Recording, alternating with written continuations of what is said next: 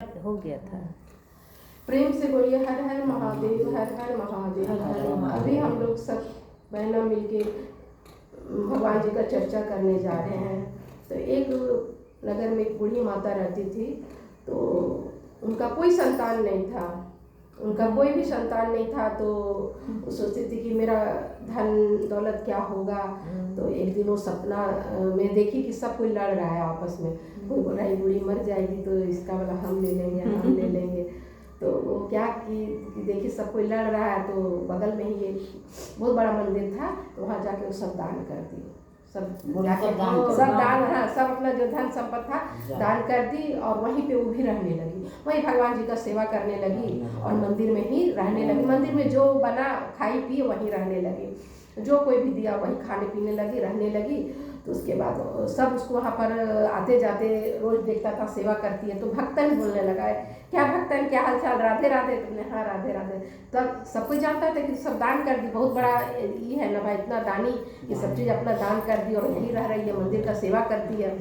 तो रोज वहीं जो मंदिर में बनता खाते पीते। तो एक दिन जो वहाँ के पुरोहित थे, बड़े पुरोहित थे, तो जो बनता था वही देते थे। तो एक दिन देखे रात में खाना वाना खा लिए, तो देखे दूध पीने के लिए बूढ़ी माता को, भक्तन को कि दूध दे।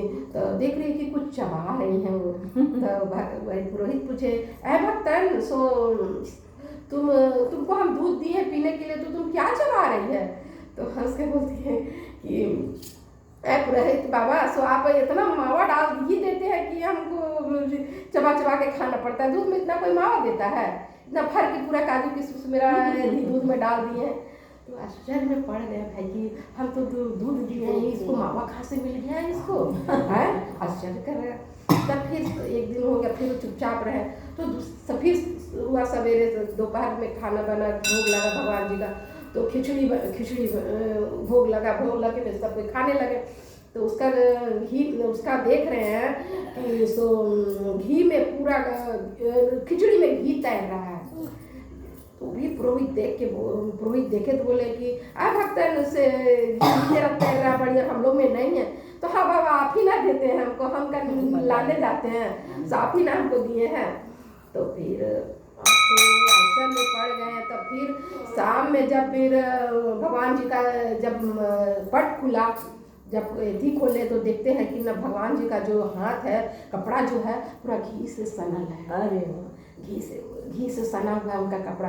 तो समझ गए पुरोहित जो थे कि ओ ये मामला मतलब डायरेक्ट भगवान जी इनको दे रहे हैं। तो बोले है भगवान, आपका लीला देखे, सेवा इतना दिन से हम आपका कर रहे हैं, आप हमको कभी नहीं हमको दिए, कभी नहीं दिया, और दिया इसको आप दे रहे हैं।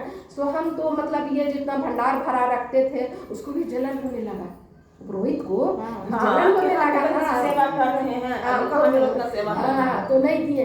तो फिर बोले कि इसको तो भगवान जी देने लगे, उसको थोड़ा कुढ़न होने लगा कि इसको दे रहे हैं भगवान। तो फिर बोले कि कैसे इसको हम मतलब थोड़ा तो हम कैसे इसको थोड़ा सा इथी करें, इसको चोरी का भी लांछन नहीं लगा सकते हैं इसको, काहे कि सारा धन तो दे दिए, तो क्या चुराएगी। इसको कुछ हम इसको थोड़ा कुछ एथी करके इसको बदनाम कराते हैं, झूठ मूठ का बदनाम करते हैं।